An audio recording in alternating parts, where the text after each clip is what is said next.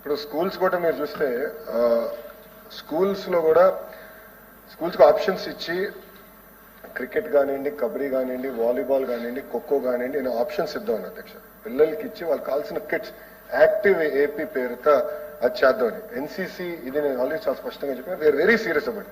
నేను వెళ్ళి రాజ్నాథ్ సింగ్ గారి దగ్గర టైం తీసుకుని కమిషనరేట్ ఇక్కడ అడిగా, ఎందుకంటే డైరెక్టరేట్ ఇక్కడ అడిగాను. కారణం ఏంటంటే అది వస్తే మనకి ఎక్కువ గ్రిప్ వస్తుంది. ఎందుకంటే సమీపంగా అనేక కారణాల వల్ల తగ్గిపోతుంది. తప్పకుండా అది మన బలోపేతం చేయాలి. స్కౌట్స్ అండ్ గైడ్స్ ఒకటి, దాని రెడ్ క్రాస్ విషయం కూడా నేను డిస్కస్ చేశాను. అది సీరియస్ గా తీసుకుంటున్నాం అధ్యక్ష.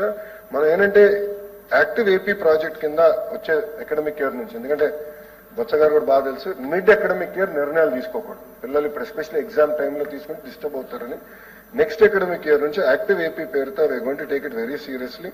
అది తీసుకుని వారానికి కనీసం 150 నిమిషాలు ఫిజికల్ యాక్టివిటీ ఏర్పాటు చేయాలనేది మన ప్రభుత్వం తప్పనిసరిగా తీసుకుంటుంది.